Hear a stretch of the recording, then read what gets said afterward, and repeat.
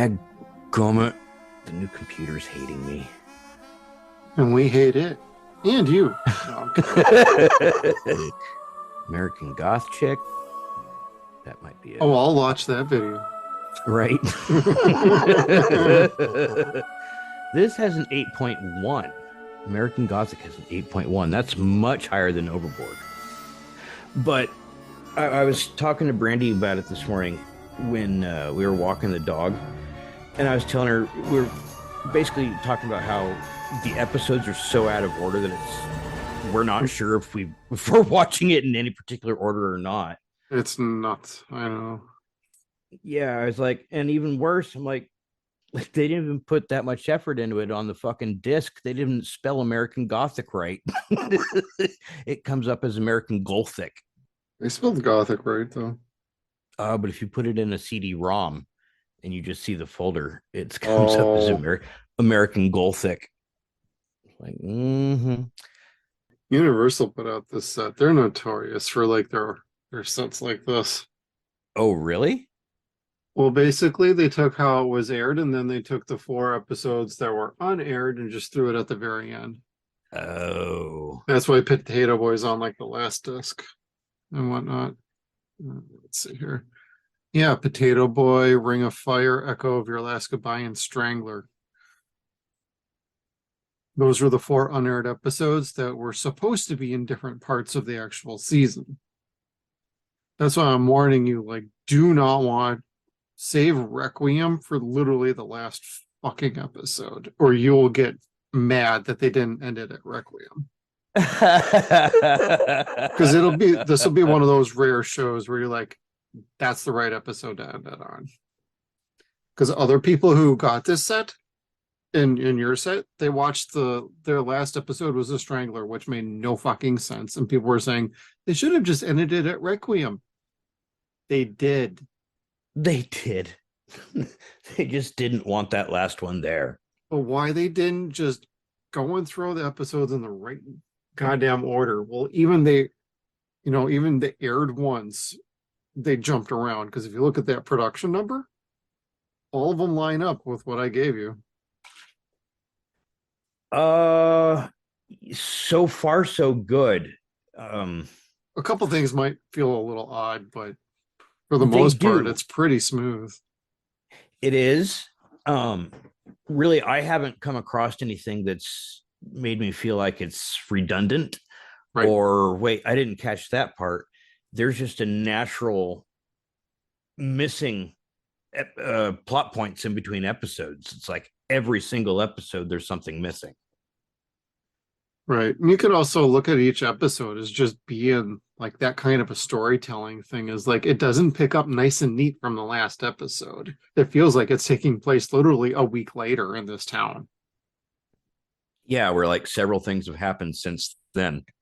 Right. And welcome to Trinity, Kevin. This is American Gothic for all of our podcast listeners. Hello. My first time in South Carolina, by the way. I've been to North Carolina. North Kakalaki. North Kakalaki. Yeah. No, it's I wasn't quite sure how I was going to like a TV show about the South, but damn, it's got that Southern charm. And they're not flying the flag, so everybody can relax. We're all nice and polite on this podcast up until we're not polite. I'm going to get that out of the way now. There's an episode where this wealthier white woman is painting her black ceramic lawn jockey white. That's Ben's wife or ex-wife. Was that Ben's ex-wife? Oh, yeah. I was like, way to point out that that's not proper anymore, but don't show it in general. And this was 1995 when they made this. So talk about something like way out of context for its time. Yeah, it really was. Like, how long had that been there already? Like 30 years, 40 years, maybe? Probably. And, she said it was at the behest of her kid getting like harassed at school or by the neighbor kids, because the thing needed to get painted. But it's like, well, then who are these fucking neighbors? Like, I don't know. Yeah, the random kids and neighbors and stuff in this TV series is laughable. Like that's the only word I could think of. And I don't mean that in a derogatory way. It's like it just gets silly. Like you have to take a lot of things for what they are, suspend disbelief. Like there's a lot of neighbors all around this house that Caleb is living in that happen to be right across the street. Like it's Potato Boy, it's the Chomo, it's the fucking old man with the dog. Like it's a different neighbor every week. It's called TV show on a budget. Bad things happen in a little town. And if you think this started with American Gothic, no, it started years before that, and it's continued years after it. It's a TV trope at this point. But it wasn't dumb and it wasn't bad. It wasn't off-putting. Truly, the most off-putting thing about this show to me was the opening credits for the first, I think, 10 11 episodes. Yeah. Yeah, and then it's that 11th episode changes its introduction.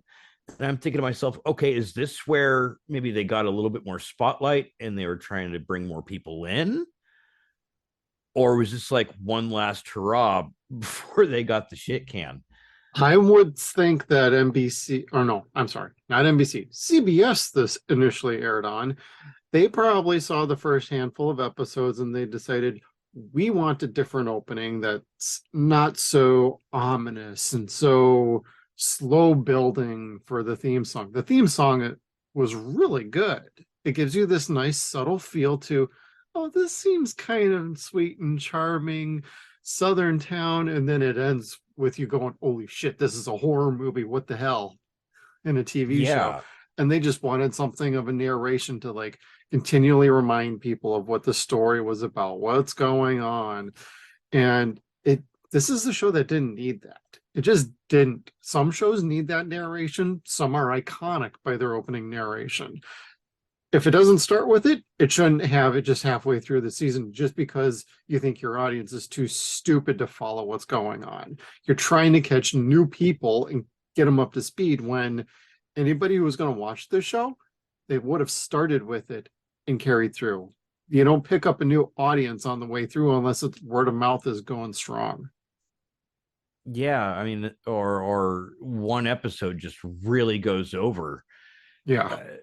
Like X-Files took 3 years, just for example. Each season was almost going to be canceled for X-Files for the first 3 years. And it was a miracle Hail Mary for season 4. And after that, it was iconic pop culture. Oh, gosh. Was that because of his brother? Like, finally, there was like some continuous drama? I don't remember too much about that. I just remember like each season it was teetering on cancellation for 3 years. And as a fan, when it was airing live, it's like you hear that during the summer, oh my God. And then they continue it, but the ratings by season 4 were through the roof. So yeah.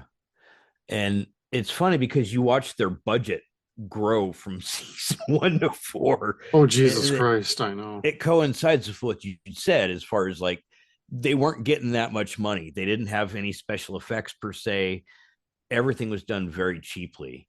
Yeah. But it was a lot of it was done better than this show. This show did a lot of things awesomely and then made some very weird choices with its cinematography. And I want to say that's not bad, but some of it really kind of was.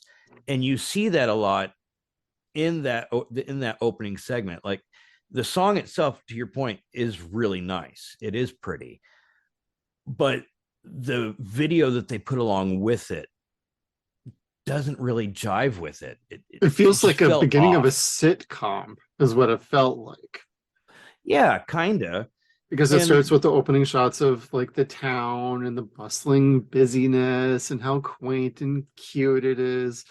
I do agree the opening, like the opening theme and credit and video sequence. Nothing wrong with the music, but the video didn't quite match. They could have played with that a little bit. I mean, and when they do the new opening, um, with the new narration by Gary Cole going on, they show things for the second half of the season that you shouldn't be quite seeing yet. And I know shows have used this thing before where they take like little clips from episodes from like episodes 2 through 26, and they just kind of set little things here and there out of context. And eventually you see what the whole deal was. But for this show, it felt jarring and like, God damn it, you're spoiling something almost. Because you Kinda. didn't have that for 11 episodes, and it's not the same thing over and over again. And you're like, oh, I wonder when that's going to happen. I wonder when that's going to happen. Couldn't any of it be a swerve? Like it's not gonna happen? I will, that would be super funny for a TV show to just go through, shoot like these alternate takes and deleted scenes, and just use that for your opening. And then people are like, where the hell did that even come from? It wasn't even in the fucking show. That's basically what happened with The Walking Dead at first. Like Yeah. it got popular for it. Yep. But this here, I mean, it it feels organic. The show itself feels organic. It's just that intro. I think the intro with Gary Cole should have been there the entire time because it is really nice. It works better, I think, than the first part of the intro to the first half of the season. I keep wanting to call it or refer to it as season 1 because that's just what we've done so far. But the first half of the season, which I don't want to say it feels different other than that first like 2 minutes. I can understand that. And there is a nice delineation of separation between the two halves of the seasons. And that's what we're ultimately covering during this episode. So if you're wondering why we're not going to be talking about the ending, Kevin hasn't seen it yet, and I have seen this show multiple times. So we're largely going to be following Kevin and I's discussion of the first half. So don't expect us to expect challenge in this one. Expect it in the next one. My guesstimation for how this is going to end is there's not going to be any sort of resolution because TV shows didn't have those sort of things back then. Well, and also remember, this was a Sam Raimi, Robert Tappert Renaissance picture production, but Shaun Cassidy was the showrunner. So I will leave that up to your imagination how this may or may not end. You know, oh, I'm going to figure that Buck wins then if that's the case because sympathy for the devil, he can't lose. Well, I was going to ask you at some point a question, but go ahead. Oh, go for it. I was going to say, who do you think he is? I'm figuring Buck is Lucifer. Like he very much plays to that game. He doesn't do nice things, which truly make me think he's the devil. But he does kind of do somewhat nice things here and there, especially when he takes on a group of nefarious individuals who try to take over his town with their own little crime syndicates. And it's like, when that episode happened, I'm like, some things like I remember very well because I watched off my DVD set I've had for years. But when they started like messing with him, I'm like, oh, dudes, you guys are so fucked. And he has that glint in his eye, like, yep, I'm gonna make you guys suffer. And even Caleb was like, are you gonna shoot them? And he doesn't say anything, he just gives them kind of the side eye, and he's like, yeah, they probably deserve it. Yeah.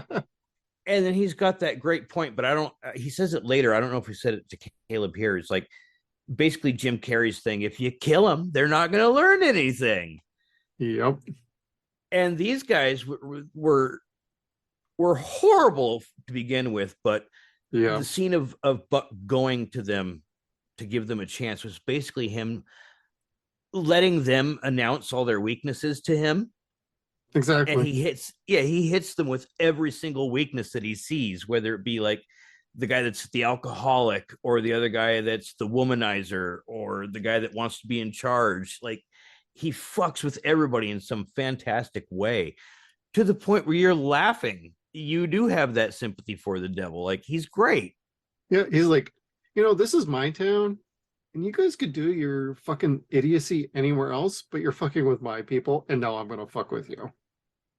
Well, yeah, I mean, he has obligations to these people. Like, And he uh, he cares for them, as crazy as that is. They're his people. I don't know. I mean, you will know better, more than I, because the way Well, I'm not looking all at of it them is want to be his people, but the way he looks at Trinity is, if anybody's gonna fuck with these people, it's gonna be me. fair enough, because he owns everybody.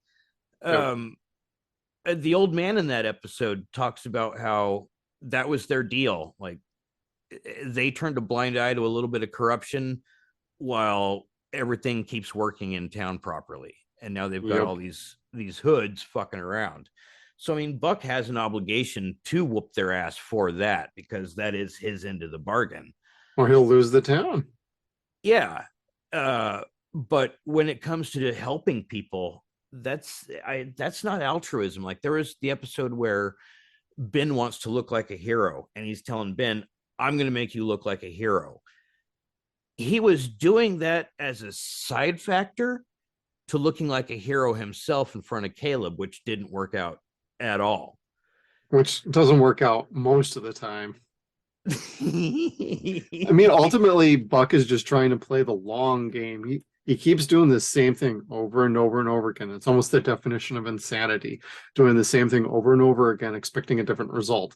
Well, every time he tries to be nice and offer assistance to Caleb in any way, shape, or form, Caleb might bite for it, but he ends up failing and being like, nope, not doing this. And he tells Buck to go screw off. But as the show starts to develop towards the middle half and then the later half of the first 11 episodes, Caleb's starting to loosen up a little bit about, the relationship and how he sees Buck, but he's still on guard with him. So Lucas's game is way more with it than Dr. Matt.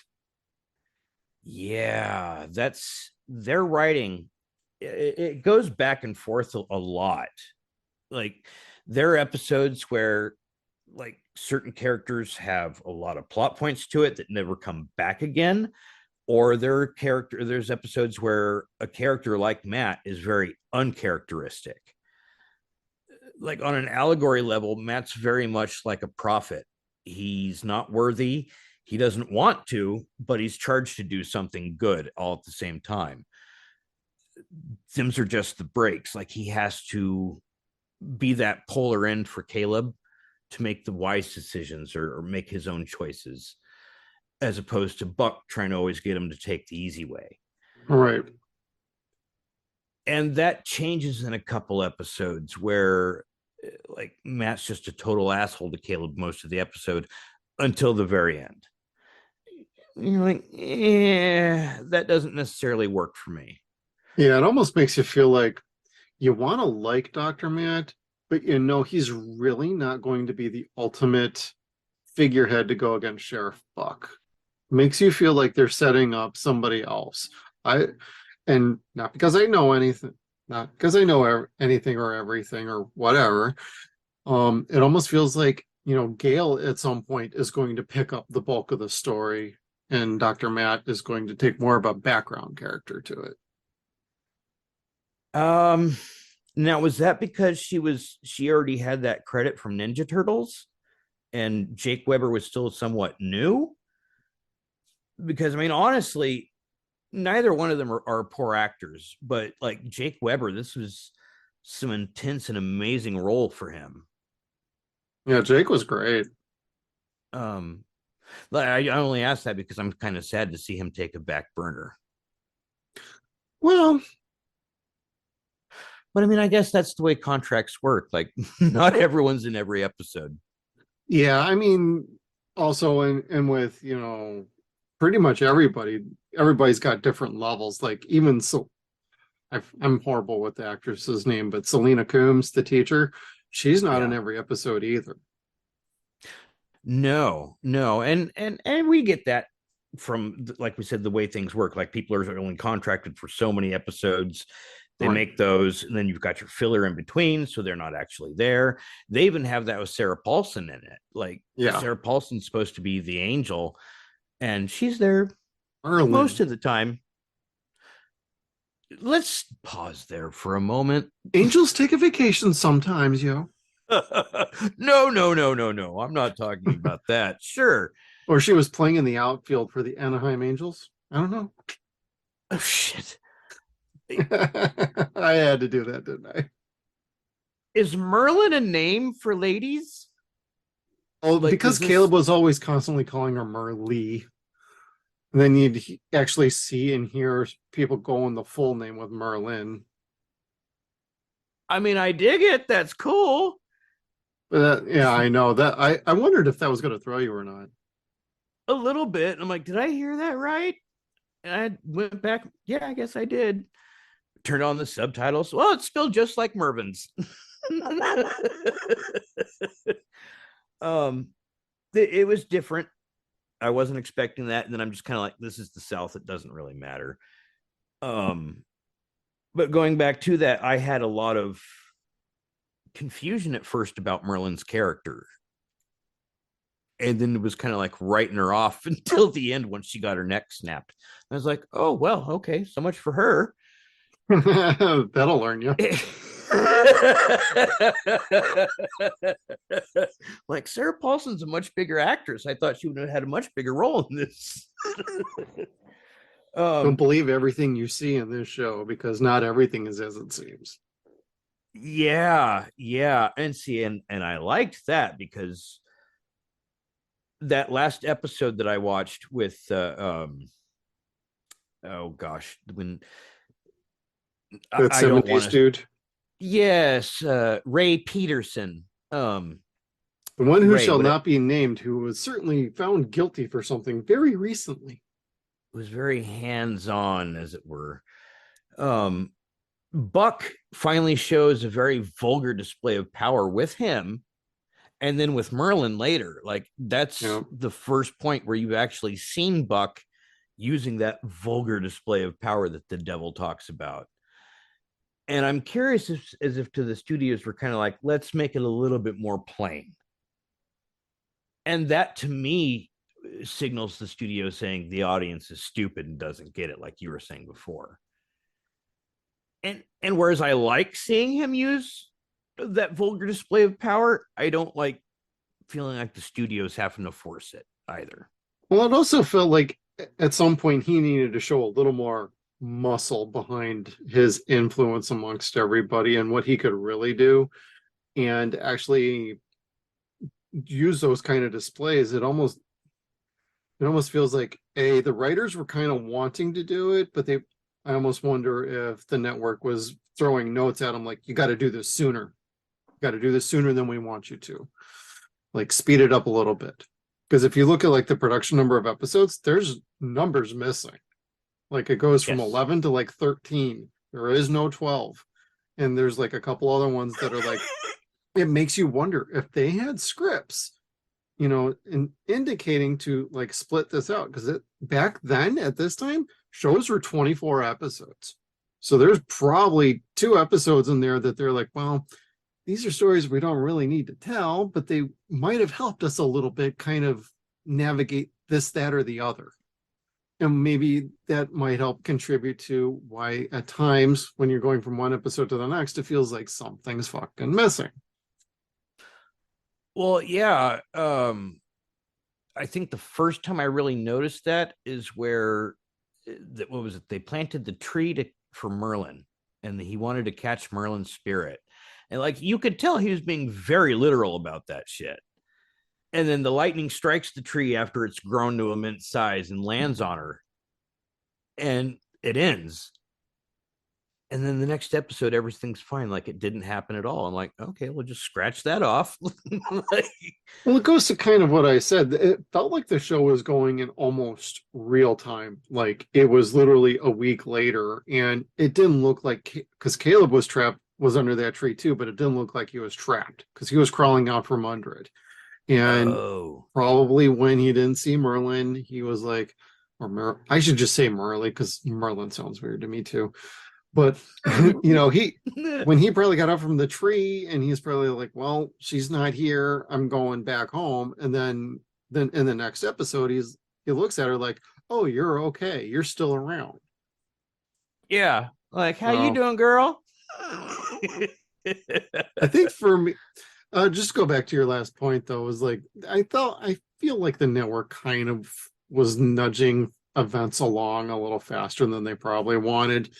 And when they had to take out a couple episodes that they probably were banking on, probably didn't help any matters. You know, you could tell if they did that with one particular episode. Um, I'll have to look and see which one it is, but it definitely made the top tier of my list of things that they forgot about. And that's that Gale fucks Buck.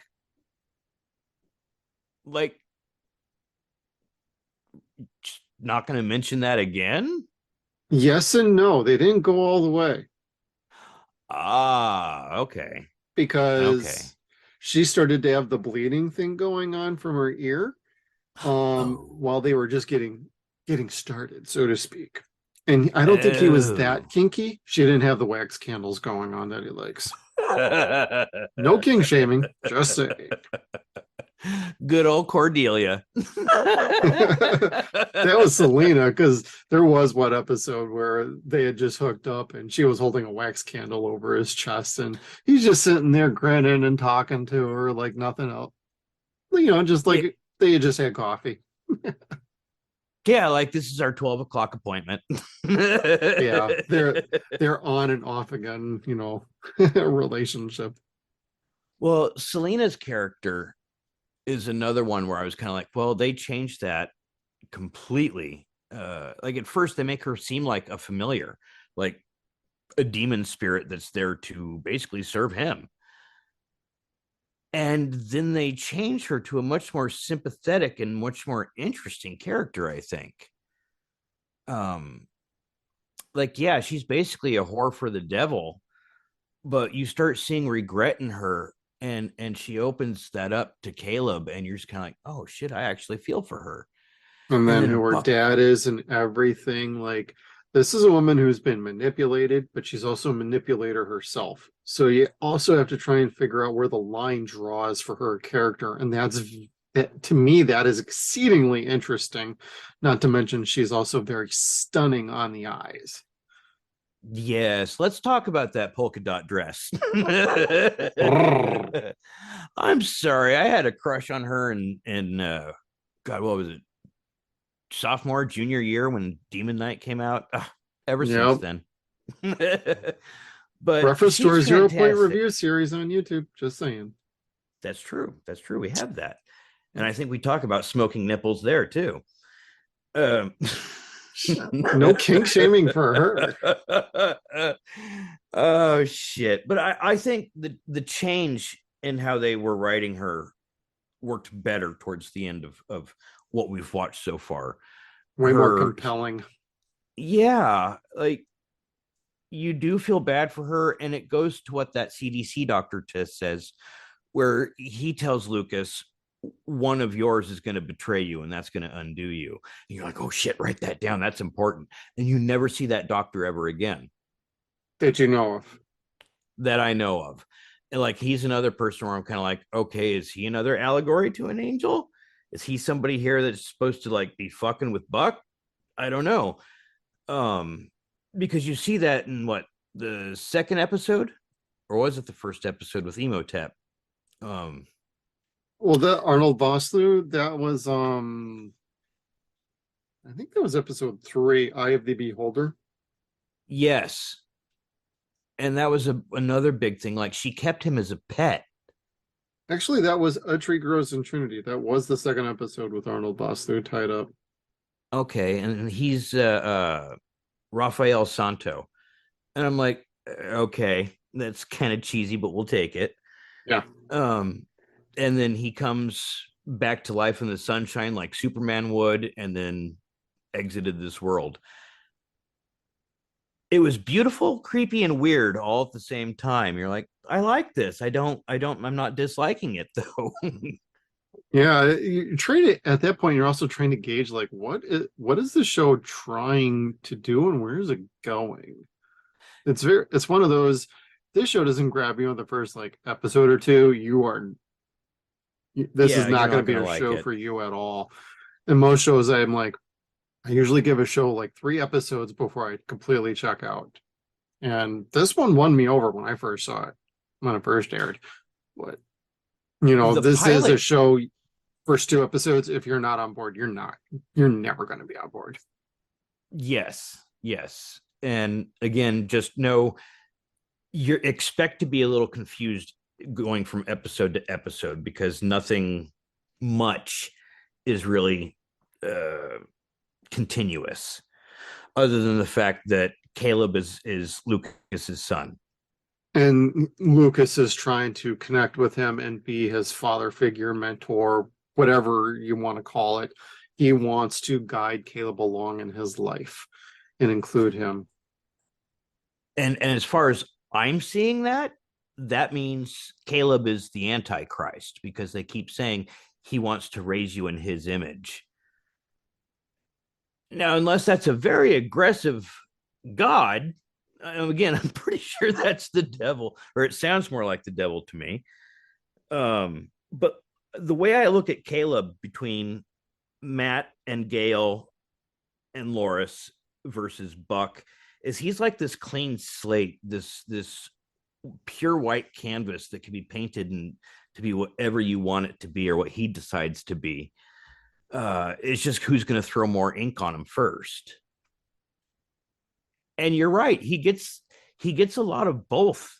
Like he very much falls to temptation with his dad, but will take lessons and utilize the lessons from Matt. Like the cyclone machine. Yes. Yeah, sure. Yeah, he went and took the easy route and then felt guilty about it and read the books like Matt told him to, and then confessed and then explained why everything worked the way it worked. And you're just kind of like, far out, man. That's far out. But it still pissed off Lucas because even though he did what Lucas wanted him to do, he took the high road instead. All right. Which kills Lucas at every fucking turn. Right. And towards the end of our first half of the 11 episodes, you start to see that eroding a little bit more and a little bit more. He's wearing Caleb down with his attempts to coax him along the path. Yeah, like it's almost tongue in cheek for Caleb in some regards. Like where you Right. said, "Are you going to shoot them?" Yeah, they probably deserved it. Yeah, like he knew it was going to be their ass. Yeah, it's like, oh man. And Caleb's like, okay, they're probably fucking idiots too. And later on, when they try and rob him and he comes out with the demon voice that Marley gave him, I'm like, holy shit. At first, if you're not paying attention or you hadn't seen this before, you think it's like, it's Caleb channeling his inner demon, and it's really just Marley. It's just how they kind of guided that episode along. That's kind of how I figured it by the end, but I'd written down, yay, he's finally starting to get pubes. Nope, baby Kal-El still cannot fly. Still needs to learn how to shave, and he just brushes his teeth. Yeah.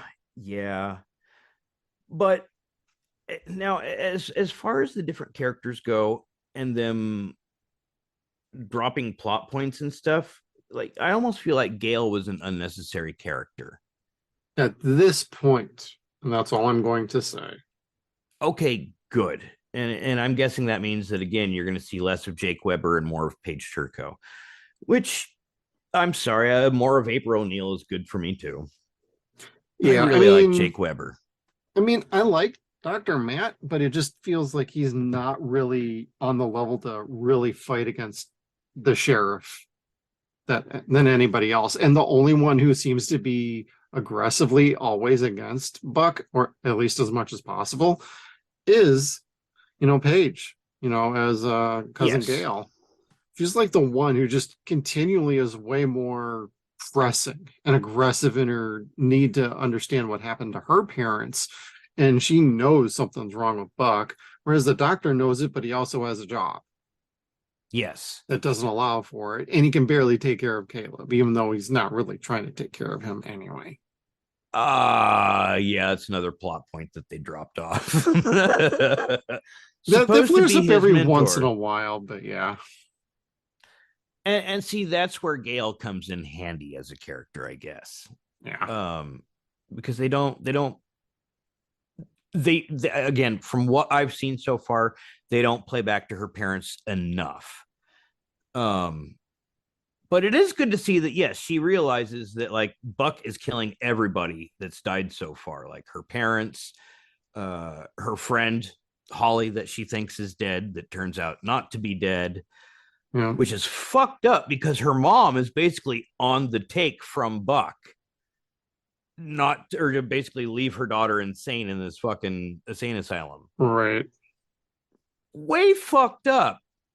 Um, and that what else? That Buck was the last person to be seen with just about everybody that goes missing, and that Pretty this much. county has like the highest disappearance rate in any other county in South Carolina. Yep.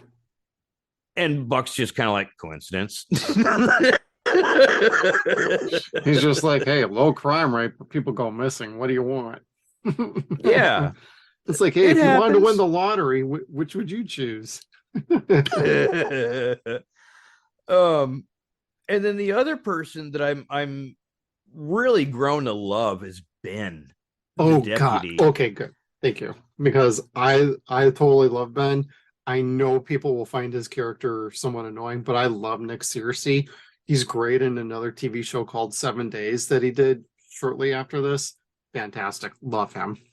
Well, he is so realistic in this show. Like he is the actual anchor of humanity in this show. He's the one that basically knows that he's working for the devil. That's his lot in life, and shit will get really out of hand if he stops working for the devil. And that's kind of the neat part about Ben that not even really Ben sees, I think. It maybe to a point, but like not in the whole scheme of things. Like Buck believes in Ben, but he believes that Ben has no spine. I think Ben does. Will find a spine. Well, I also feel like Sheriff Buck knows he's got a spine, and so he'll push him up to a point, but then he'll just kind of let him, okay, I see I'm not going to be able to push you much further, so I'm going to let you do your thing and I'm going to work behind your back to get what I need done otherwise. Because Yes. I feel like I don't think Buck underestimates him. I think he's just kind of always keeping a side eye on him. It's almost like Megatron with like Starscream. Like it's like I know you know what's going on, but I'm gonna kind of keep an eye on you at the same time because if I make a mistake, you're gonna be the next bad guy in charge around here. Even though he's but really even though he's really not a Starscream, he's not going to take over, but he'd be the first one to blurb. He'd be the first one to rat him out, first one to cuff him, first one to be like, I know where the bodies are buried, motherfucker. And yeah, I and believe that he Ben would. and Ben did confess something that he shouldn't have to a psychiatrist, and we saw how well that turned out. But Also Buck awesome. didn't stop him from feeling good for a moment about that. He just took care of the psychiatrist. Yeah. And that is one of the likable things about Buck. Like he's not always up front in your face, like you said. He can handle things via other means. And Ben is truly helpful. Like I don't want to say that everybody in town respects Ben because clearly his ex-wife's husband doesn't and his No, son doesn't. But pretty much everybody else in town is like, if you can't find Sheriff Buck, get Deputy Ben. Like, definitely going to exactly. show up. And that last episode that we watched with his brother, that was a really great episode for him and the actor that played his brother. Like, totally awesome. But I And love the what scene where episode is that? Because that's not on the list. is it? Is it not? That was towards the end. Hold on.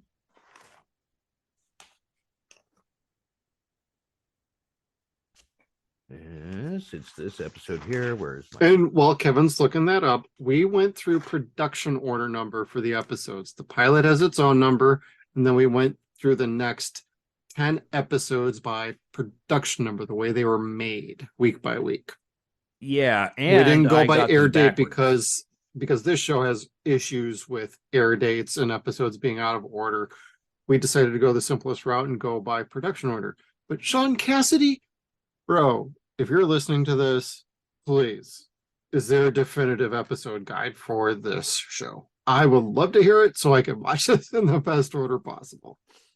Yeah, we'll make it so Misty's never bring up Zombie Nightmare again during a Stranger Things convention ever. We Goddamn can do right. that. You watched The Beast Within, which is later. I thought it was 11. 11, my good friend, is Rebirth. So Okay, just for everybody, we're gonna go the pilot. A Tree Grows in Trinity, Eye of the Beholder, which those first 3 episodes are in proper order. After that, it gets weird. It's Meet the Beatles, Damned If You Don't, Dead to the World, The Plague Sour, which is aired way later, but the production order puts this right after Dead to the World. And then we go to Hell and Back, Strong Arm of the Law, Potato Boy, and Rebirth. Oh, so you started on the second half. Okay. Well, I mean, I figured that, but I thought that okay. was I thought that was the one with Ray. Which did Ray you notice oh, go ahead. Did you notice the cameo from the terrible float from Creepshow 2? I did, and I thought that was fantastic. There was some nice references here, by the way. Like the Evil Dead reference and a special cameo from earlier on, too, by our buddy Bruce. Did I miss that? Oh, my God. God damn it. Dude, you're fired. Fuck me. Look, you know how shitty my kids are. I'm always spread apart. Or I just didn't Bruce see that. Bruce was in it. Like, he was in that Meet the Beatles episode. Maybe I didn't watch Meet the Beatles yet. Really? I hope I didn't skip. I actually really like that episode. That's where he was Lieutenant Dre, and he didn't know what was going on because of Caleb stepping through a floor into a skeleton. Does that sound familiar?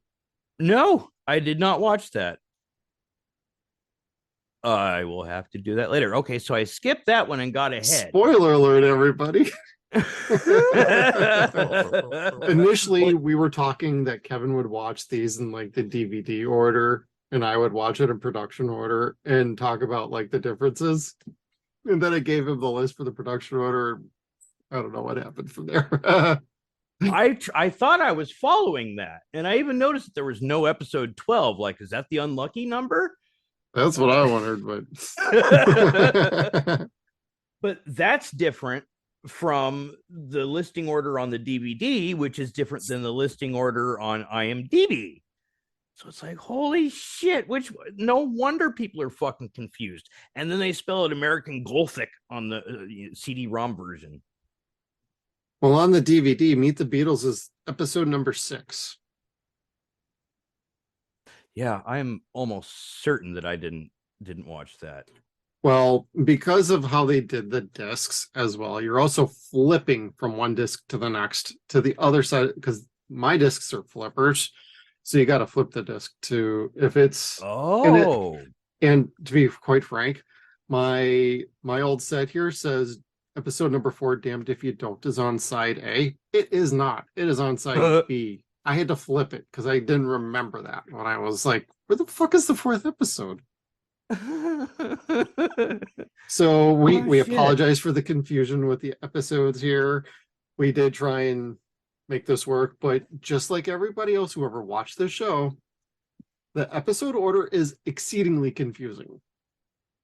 Yeah, and very few things actually really matter as far as continuity. Because again, Loris, who's a wonderful character, who owns the the boarding house, was a voodoo priestess at the beginning or was a paranormal specialist at the beginning. She did Spiritualist. spiritualist, yes, and was basically the swing factor in Lucas not getting Caleb as far as the custody hearing. She swerved the judge that was having the hearing by some tea that she brought him or what have you. Soup. Fucking brilliant. So, soup. Yep. And that's not mentioned ever again. Loris is there, but she's very plain. Nothing special about her at all. Well, when you do see her again, she's largely on the defense because Lucas is a little more around her now instead of them kind of being like, you stay on your side, I stay on my side kind of deal. Where, Oh, I he mean, does that's choke just her an out, doesn't he? impression I get. But the second, like, they're more face to face, she's a little more reserved and like, I do not want you in my fucking house, you motherfucker. Like, oh, thanks for the rhubarb. Okay, bye. Oh, you can leave. You can leave. It's like she wanted nothing to do. It's like she does understand, like, he's an evil entity of some sort, and she wants nothing to do with him. And it almost would have made you wonder early on, like, were they setting up for her, Gail, and like a whole like group to be the one that takes Buck down as a group because now one person could take him down and that she would ultimately be involved? Not for me to even say because I don't even think we get to that in the second half. Well, I mean, But it feels I'm like, sure. they were changing stuff around. So, Yeah, and some of it was for the best. Other parts, you just kind of like, eh, not so much. Again, like Potato Boy, that's supposed to be their focal point. This is the new neighbor that lives across the street, or what was it, down the street? Although he could hear the child singing, like he it was was just like a right out couple front. houses down across the street. Yeah. Yeah, it's this poor boy that was born with deformities. He has no eyes. He's got very little hair. Um, and he's supposed to be locked up by himself in this house, and he sings like a beautiful castrati all day long. It's basically a canary in a cage. But they find out that only part of that's true, and they never really focus on it other than the beginning of the show, or yeah, the beginning of that episode, and then the very end. Like at that point, I didn't give a shit about the Potato Boy or who he really was, what he was, because it didn't make sense for what the story of that episode actually was. Like that was the filler, even though it was supposed to be the focal point of the show, Right. um, or the episode. Like, okay, so the boy did have deformities. He did sing like a beautiful castrati. He was able to see Merlin because she was this beautiful angel to him. And he was close And to death. yeah, but he also had medical equipment there, although he was there by himself. Like it was very confusing. But more importantly, is that wasn't important or nearly as interesting as the rest of that episode, where you're finding out that Selena has that human factor. She's not from hell. She's not one of Buck's minions or what have you. Does she work for him? Absolutely. Oh And yeah. that cost her her family, her father, who is actually the father of the whole town, who I hope we see him again because he had that really good talk with Caleb about no matter what happens, you come to me if there's something wrong. Right. And I liked that until he fucking excludes his daughter from the house of God at the end. It's like, what about forgiveness, you cunt? Like, come on. Don't Well, he's also fucking be that shooting way. up with what, heroin or something too. Morphine, I think it was something like that. It was something Yeah, liquidy and needles. He was on some sort of drug. yeah, like he was on the Bella Lugosi Express, which no judgments here. It's been my day. Have anyway. I already committed to one crime this week on a show. And it wasn't mine. Sweet. Oh, but anyway, wait, it's not a crime in Oregon anymore. Fuck it. Um, but anyway, I almost zero pointed myself. I really liked that episode. That was a very touching and emotional episode. And that was one that was not aired until it went on Sci-Fi Channel years later. And that's a crime. Like, did Shaun just not have the respect that he does now at this point? I don't know. CBS was not the right home for this show, in my opinion. It just wasn't. After the first episode, I don't know. Where I was in San Diego, and I watched this when it aired. Great, and then it felt like it changed to night. I don't know about anybody else, but for me, it ended up being on a different night, and then it got preempted, and then it got on another night again. It just felt like it was constantly jumping around, and like weeks were being skipped. It was just a mess, and it felt like CBS did not know what to do, because I don't know, unless it's the Twilight Zone, they don't even know what the fuck to do with a horror show on the goddamn network. No. They want their procedurals, Law and Order, and late night talk show TVs. That's what CBS does outside of sports. So this was not the right place for it. No, and unfortunately, Fox probably would have been. Yep.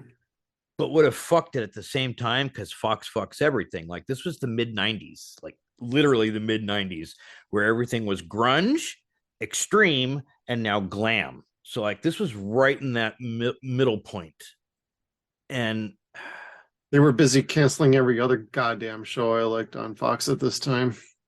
Kinda, yes. Like, this was the heyday, more or less, for MST, where things could still be funny and interesting before South Park came in and fucking changed everything. I don't want to say it fucked everything. It just changed everything. Like, everything had to be that one step above funny or nasty, whatever. Not bad, just different. And this, again, like I said, it had a lot of choices with the cinematography. They didn't have any budget for special effects, which fine, whatever. Which is kind of typical at the time, actually. Yes. And we're going to talk more about shitty CGI later this week. Fortunately, this had no shitty CGI. You just wait. I'm looking at you, motherfucker. You wait until your email. I'm almost done. I've seen that email. We're reviewing Deep Rising next, so and that stars Treat Williams and Famke Janssen. So you should have seen that yesterday by the time you're hearing this.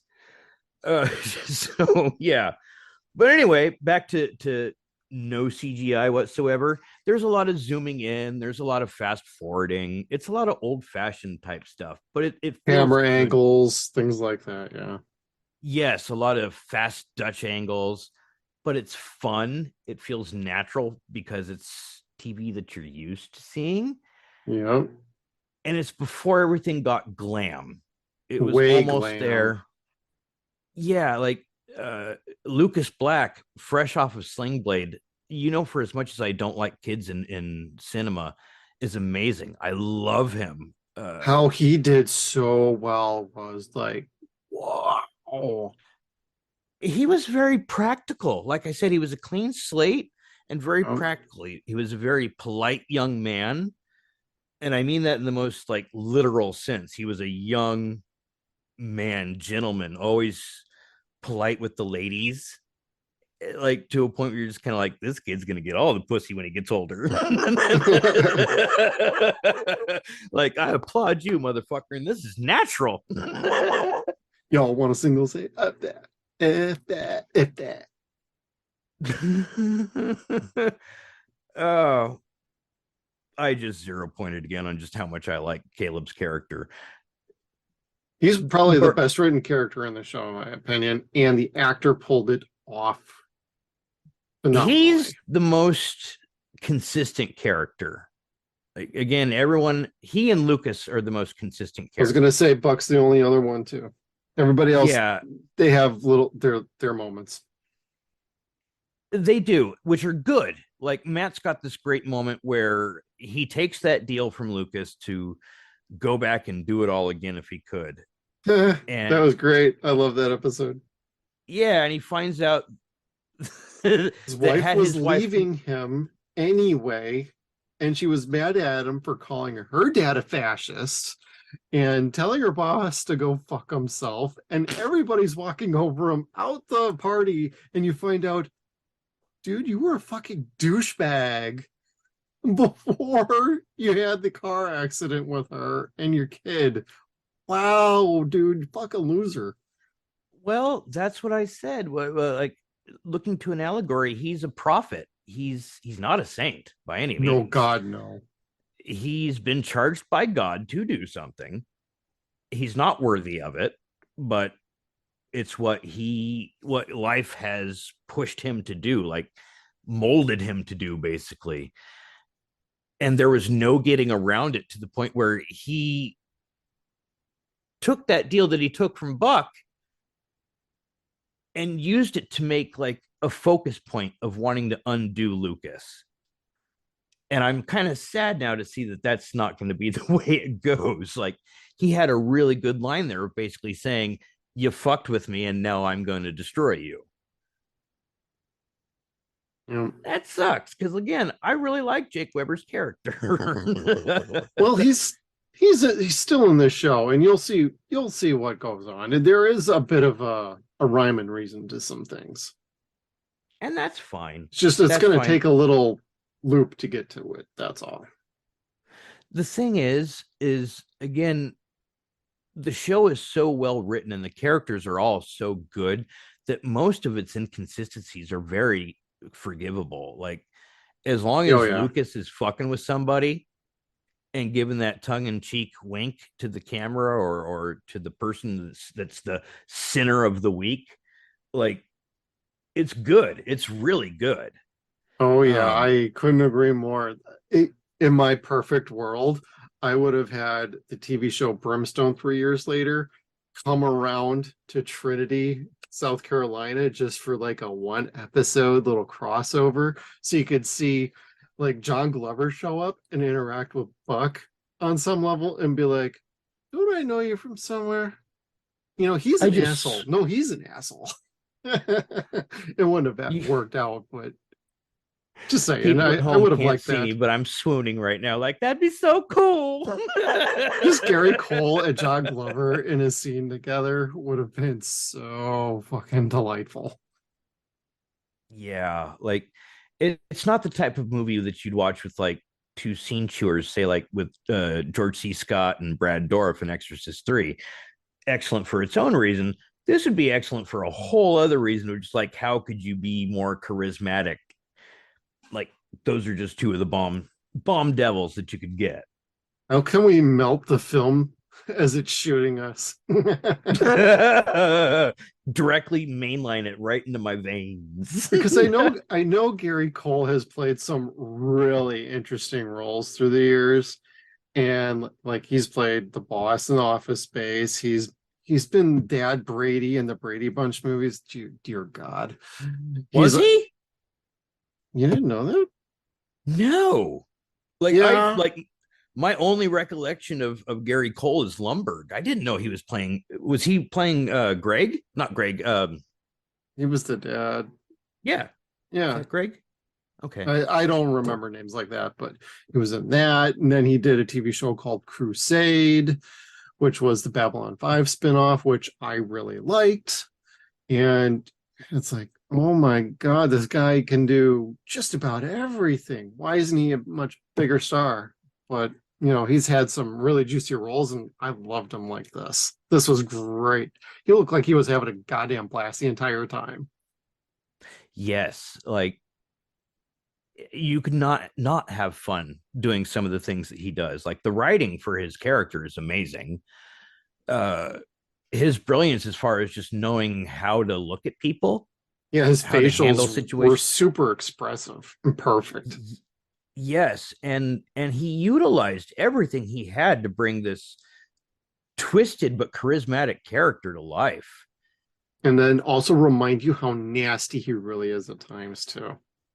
Yeah, because there's nothing redeemable about Lucas Buck whatsoever. Like, you don't he's not a good character for the show because he's funny or does good things. You're laughing at the things he does because they're fucking naughty. That's basically what it comes down to. Same reason why you laugh at the shit on Pulp Fiction. Yeah. Which, for our younger listeners at home, Now that's a movie that'll send you down a rabbit hole, oh so to shit, speak. yeah, that's for an after show sort of conversation. I made some neat, like, Yeah. yeah, not gonna 0 point myself there, No. but anyway. But Gary Cole, man, goddamn. Yeah, I would love to see more of him forever and on, because he is so goddamn good. He's funny, he's scary, he's entertaining. Like, there's no getting around it. Lucas should be much more of a more important character throughout the history of 90s pop culture. He really should be, because he was good. Yeah. Like, way better than some other things that are integral in 90s pop culture. Friends, you know. Doogie Howser. No. I'm kidding. I like Doogie and Neil Patrick Harris. It was probably one of the shittiest shows ever, but I really liked it as a kid. I mean, don't in remember hindsight, not liking it. Yeah, in hindsight, it's like the show was okay, but as a kid, I totally was into it. But Neil was absolutely great. So another person that I've never seen him in a role that I didn't like. So you did like Starship Troopers? Oh, absolutely, 100%. I know. I love that movie. Like, I will never ever forget, like, working in the theater when that movie came out, and on opening day working like taking tickets at the door, and having this dad lose his fucking shit at me because of what he just saw halfway through the fucking film with his two young children. Oh no. Like, he brought his boys in to see this flick, which obviously you know what it is. And it's like, you wanted to. There's a couple of things. Yeah, at the marquee that has that R-rated thing. And my boss came out and basically took the guy to the marquee and pointed at the R rating and told him to get out, and didn't refund his money. That's funny. But yeah, I've always loved Starship Troopers. I know it's a stupid movie and people don't dig it. Riff Tracks has put it for Riff Tracks Live, but I really like the movie. Yeah. It was dope special effects. I love everybody that's in it. Like, every actor that's in it is like a guilty pleasure or better. Yeah. Like, I dig that film. The violence in it was touching to me. I loved the fascism in it. The sense of humor. It's so twisted. I loved it. Yeah. It's a Paul Verhoeven movie. Goddamn right, pal. It's the natural successor to RoboCop for me, basically what it was. I like Paul Verhoeven. He would have been fun as a guest director on American Gothic, I think. He could have brought a little extra zing to the show. See, maybe, to make their show a little more successful, and, we could get into this when we finish watching the other half of the show. But, if you wanted to do something a little different at the time, you could have pulled in some guest directors for some little one-offs, like a Paul Verhoeven, but he was probably super busy with like everything else he was doing at the time. Maybe even pre-production for Starship Troopers, because that was what, 97? I think so, but let's say you could get like, hey Sam, you're one of the executive producers on this. Would you like to do an episode? Because he did some episodes for Ash versus Evil Dead, and dude could fucking direct. And if he was not in the middle of something and he was just like, this is kind of an interesting script. Hey Sam, you want to crack at this? Or Shaun and Sam work together on a goddamn script, dude, Sam would have crushed it. And Shaun, he went off and did like an Invasion a few years later, which great little ABC alien invasion show, but unfortunately, due to events of God or cataclysmic events of a hurricane, that show got a little saddled with a little bit of grief and got the side eye from the network too. Really? Was that a New Orleans production? No, it was because the show had been shot and it was going to air, and then Hurricane Katrina hit.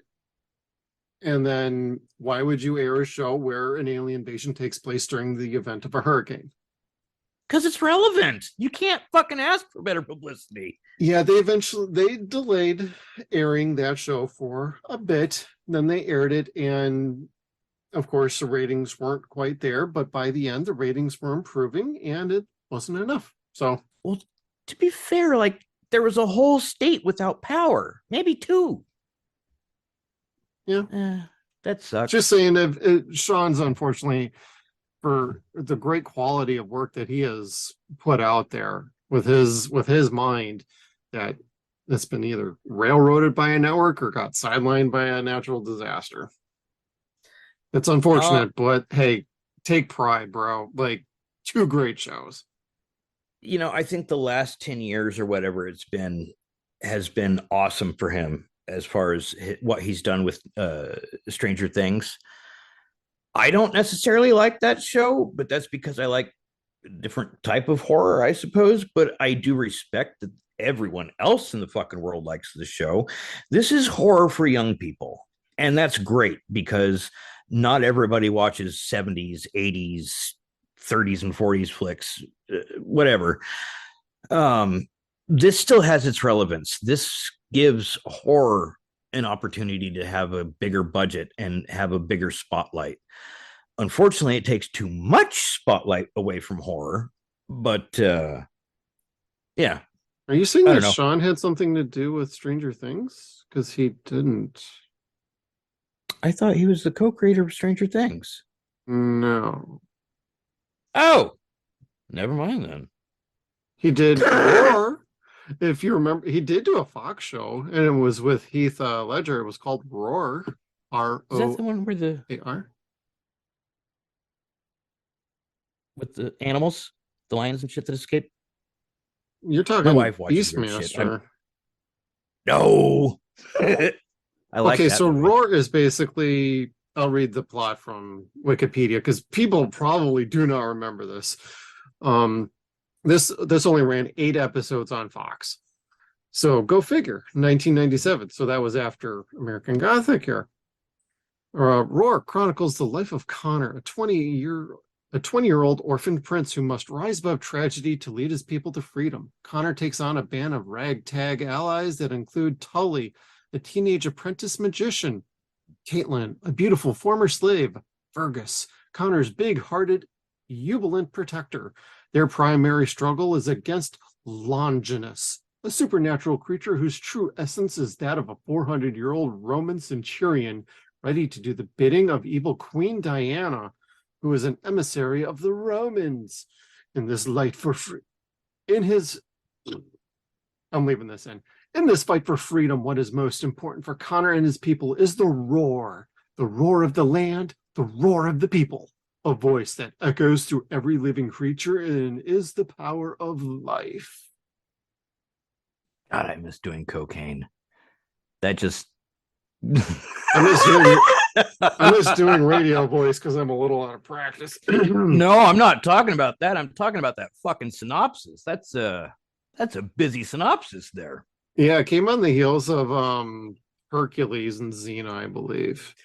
Oh, and they did make 13 episodes, but only 8 aired, with 5 not airing until like later on, like Sci-Fi Channel or something. But like, who's in this is like Heath Ledger, Lisa Zane, Sebastian Roche, Vera Farmiga, who is stunning. That's great. And then you got John St. Ryan. And yeah, Shaun Cassidy co-created this with Ron Koslow for Fox. It was shot in Australia. I'm thinking of Sean Levi, aren't I? Is that his name? Yeah, the Levi brothers. Yeah. Yeah. Well, see, the funny thing is because I'm sitting there watching that episode where Merlin takes the baby's soul, or pauses the baby's soul, or whatever it was that had the Ray Peterson character. I thought that was just Eddie Munson 1.0. Looked like him. And that's nothing against Eddie Munson. I'm really sorry about that. No, you are not. He doesn't look like Ray Peterson necessarily. All right. You say so. Just saying. Hey, as long as it's not that 2054 show. Oh, shit. Oh, yeah. No. That was a bad joke. I've been sitting here for the last 2 weeks, like watching this shit like it's my fucking soap opera, like thinking to myself, well, why isn't Stranger Things this good? Well, it's a Stranger Things defense, and I haven't seen it, but I guess if you like the first season, the fourth season's pretty good. But seasons 2 through 3, I don't know. I haven't had the willpower to go watch season 4, so I don't know what to tell people. I watched the first 2 seasons, and then my wife was all excited for the third. And I got really busy washing my hair, which I have none. So I can just see never that. went back to it. Like I like Hopper. He's pretty damn great. Oh yeah, David Harbour's fantastic.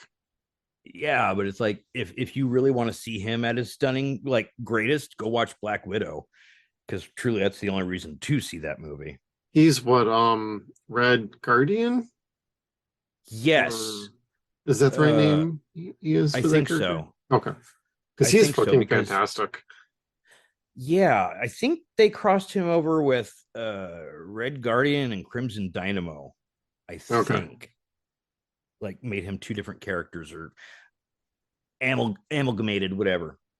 But all I know is amalgamated. Yes. Thank you. He is the Rusky version of Captain America. But older and fatter. He's not up to snuff, but he's still pretty goddamn awesome. It still fits. I remember that line. That was pretty good. That's how I look at my MS t-shirts now. Like, fuck yeah, I can still fit into this shit. Yeah. I remember wearing a medium. Yeah, I love my 40s. Yeah, don't we all? Well, the thing is once I realized I can comfortably eat like a whole thing of fucking ice cream, I just started to. Oh, ice cream. We had some earlier. I've got some frozen root beer floats in the freezer in front of me. I'm kind of like, I could probably have that. Daddy could have one. Mute my microphone. Oh, dude, the kids would probably eat it just because it's ice cream. But I try my best to buy things that the kids just don't like. And yeah. Like they like ice cream sandwiches. So I'm like, all right, root beer floats. Hey, I like ice cream sandwiches. Nothing wrong with that. Oh, yeah. Except for the fact that God, this actually reminds me of the creepiest episode in this first half was the popsicles with the guy who was staying at the junkyard house. And this is worth talking about. Yeah. So let me say this about that. That was pushing the boundaries of television at that time, I can tell you for sure. I don't think well, maybe that could air today, because that was not long after a Lolita. They might have toned it down a little, though. It wasn't so overt. Yeah, it was very in your face about things. Oh yeah. No pun intended.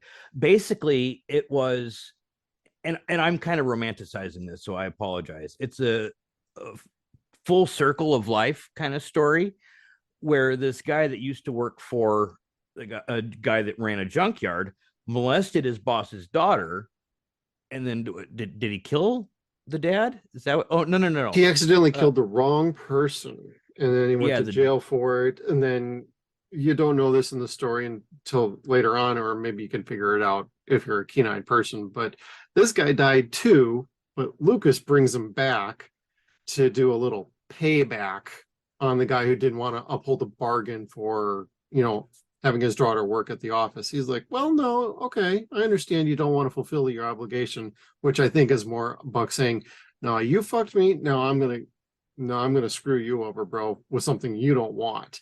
And so he brought the boss back off the bus. You thought he was in prison? Nope, he was back from the dead, and he tormented the guy and did the same thing to his daughter that had happened to his. I mean, it didn't go that far. It never really got to that point. It was just to set up that, this the other dad, Ray, who great cameo. He was great in Space Above and Beyond as Ray Butts. So if you're a Space and Above and Beyond fan from the 90s, he's in that show too. So that's the same actor. But sets him up to shoot his wife, and then he goes off to jail, and they got to sell the house and the business to the kid that was just working under them. So, and he gets the daughter, which I'm kind of like, there's a lot going on in this episode. We're telling you, there's layers to this shit. Yeah, like this was a really well written episode. It's very complicated. Exactly. It gets a little predictable to a point, but forgivable. It's because it's still really good. Like, you have to ask yourself, would the dead boss have actually gone all the way with the daughter just to fuck with him, or is he not like that at all, like, and just trying to fuck with the guy? Because I mean, it could have gone either way. I mean, that wasn't the sin that he committed. I think he was just trying to set him up. So he was doing whatever he could do to rile him up to the nth degree. And then all you got to do is just give him that one little nudge off the corner of making it sound like you're giddy and having a good time in the other room. You kick the door open and he shoots the first person he thinks he sees as the former dead boss. And it's his eyes playing tricks on him. He sees his former dead boss, but it's really his wife. And then the guy just walks back into hell, like, just strolls down the road like, my job here is done. Yeah, like he avenged his daughter's death. Yep. And he can go back to hell for his penance. It's like, for killing the wrong damn. And he was happy about it too. Like, whatever. That's what gave me the idea of like, man, John Glover and like fucking Gary Cole both playing devilish beings. One's the devil, one could be the other devil. I don't know how it could have worked, but seeing those two sitting there at the end, watching him walking down the road, going, that worked out pretty good, didn't it? And then John Glover Bones. the cigar, like, sure did.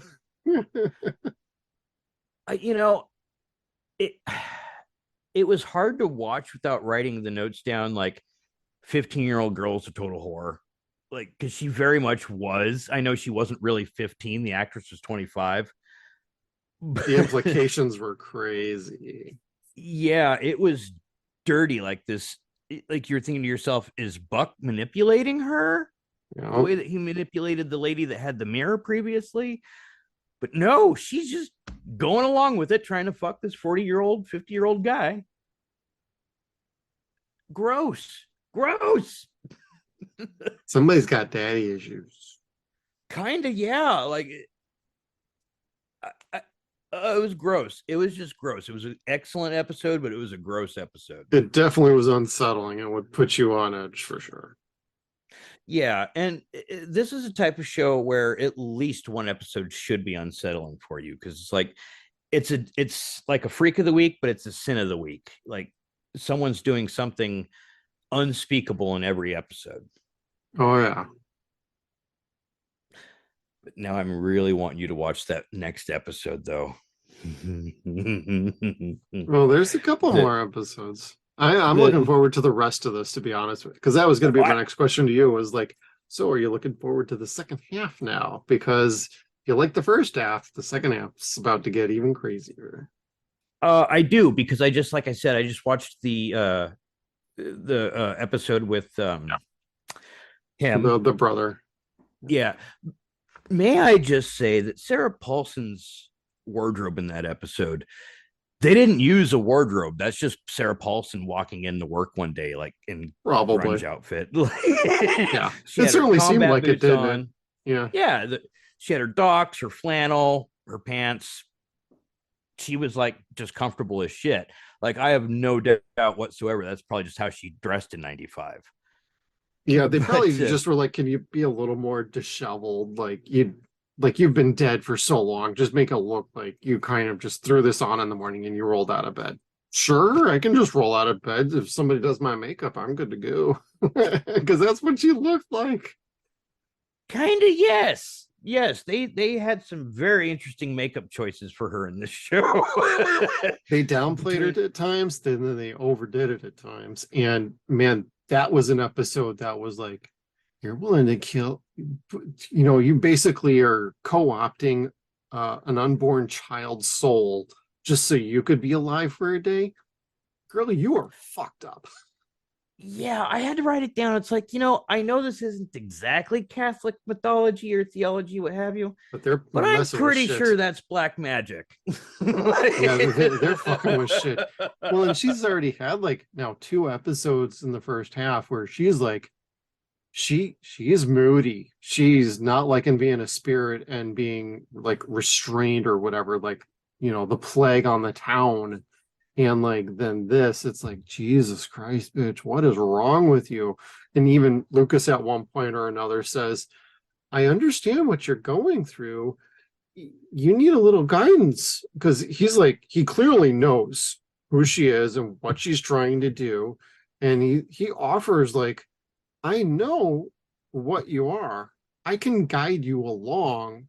It's almost like, so are you the devil, or are you a being that was up that is now fallen from grace? It's really hard to say until you get to the end of the show. You get a little more of a idea of what's going on, so to speak. But like just the fact, they keep dropping these hints of like, he knows this and she knows that, but he knows that she's really co-opting a kid, and he's just trying to keep her alive so that when she's in human form, he can get back to controlling her. Well, yeah, and see, and that was the second thing in the show where I'm kind of like, that's also a sin. Like she fucking kills herself. Yep. Like happily like jumps off that bridge, like, fuck it. I'm gonna go back to being a ghost and give an unborn child back its soul. Like, bitch, you already did some damage here, you motherfucker. Yeah, like you're Yeah, coveting man. for one thing, you're practicing black magic with other souls. You're Yep. consorting with the fucking devil, premarital sex, which again, I don't know how that would work because she was a corpse, and that's what I was going to say before I Oh, I got love that totally ending sidetracked. with that guy. Yeah, with Ray Peterson being in the grave, Lucas makes him fucking dig up her grave so he can see her in the fucking box. Right. They put so much makeup on her that was like not looking decomposed in any way, shape, or form. It And looked the like she'd rose been was still sitting there. perfectly fresh too. So Yeah, right. But it looks like she'd been sitting there so long that she'd gathered dust, like yeah. layers and layers of dust. Had to be the clay they put on her face that was cracking and she's trying to not breathe. Oh, I felt bad for her. It's kind of like, dude, that is a lot of fucking foundation, mama. That doesn't feel good at all. No, but then you also have Bug dropping the best line ever. You really want to wake up to that every morning? Yeah, right.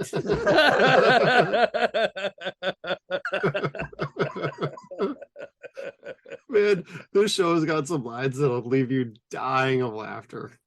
Oh, he is funnier than shit. He really He's is. great. Yeah. Uh, I don't think he's anybody else could have played Sheriff Buck, in my opinion. no, and there's very few people that I've seen play the devil that I really, really like, and he is just instantly one of them. He's top 5 for me. Easy. He and John Glover would probably be the top two. Pacino did a good job in Devil's Advocate, but I would agree, but not quite. Yeah, that was more of a look at me, flashy sort of deal. sure. Whereas I don't know. I want to say Cy and Ethan write a much better Devil for one thing, and Yeah. John Glover is just impeccable. Yeah. He is the most charismatic man in the world. He and Bruce. Ooh, absolutely.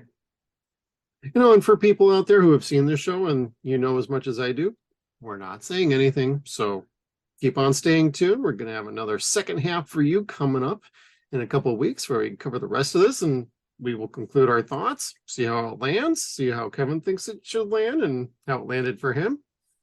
And we're going to have a 6-pack challenge. Might be a little different though, because so far we already have 6 easy in the first half. So we have some thinking to do, and we're going to have some social media. So, hey, if you got some thoughts, comments, opinions, hey, you got a question for us you want us to tackle during our next round, please do let us know. Thank you, everybody, for tuning in. We'll see you next time.